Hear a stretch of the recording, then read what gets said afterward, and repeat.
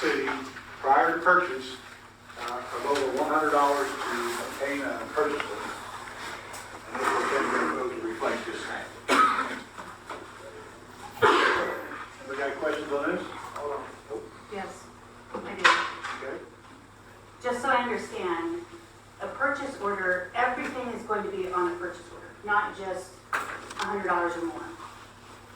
Well, no, it's going to be purchases like Amazon purchases, lumber purchases, things, but fuel, our general bills right now will not be anything over $20,000, like trucks and stuff you guys approved of. Right, I'm just thinking, because the way I was reading this, it made it sound like, and I guess I read it correctly, that a PO will be issued on $100 or more. And I was wondering why we can't have everything on a PO.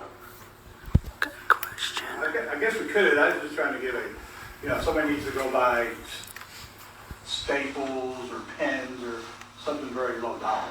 I didn't. And I think actually, Technically, we could be going through like a company that has some supply, I'm sure, right?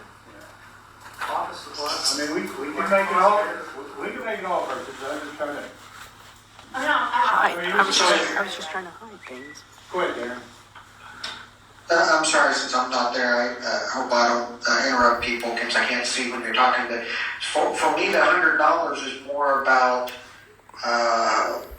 cutting down on the layering of purchases that we had. The mayor has to sign off on anything over $100,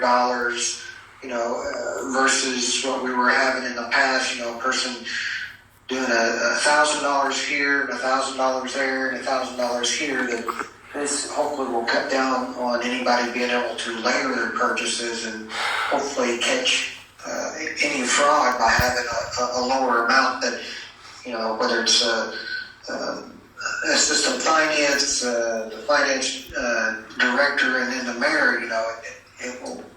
That's my thing with this $100 amount.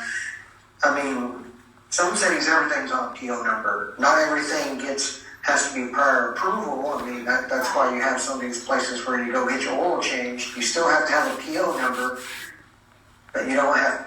I mean, hopefully nobody's somehow trying to figure out how to.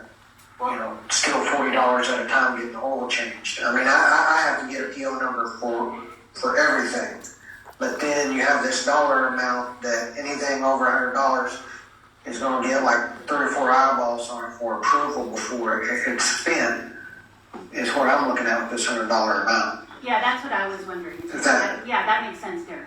Everything has a PO, but anything over 100 or more has to have the approvals. Is that not how that's what I'm saying? Okay. Correct. And the PO numbers also help making sure that it's charged back to the correct line item, whether it's miscellaneous, office supplies. There's that too that's part of the PO system. But the PO system isn't having to have the mayor's approval every time. But what we're looking at here is somebody goes to buy $200 worth of lumber. Before they can buy it, they got to get the mayor's approval. That's what this is doing. Okay. Versus in the past, they could spend up to $2,000 prior to the mayor's approval. Now this is a paperwork fix. Do we have it in place on cards for the city? Like for one transaction we can't, I mean, I understand we need the PO on paper, but can somebody walk in with a card and still spend over that? No, they have to get my pre-authorization. And that's on paper though, but I'm saying if I have that card, That's not true. To buy stuff, like what's going to stop me? So you're wanting to cut off with the credit card? Well, I mean, ultimately, I mean, the credit card, it'll be in the finance director's office though at all times, unless. the Lowe's card, yeah. Yeah, I'm just trying to think how you stop the actual. And there are like 18 other cards. This is just a paper. It's some actual transaction. I mean.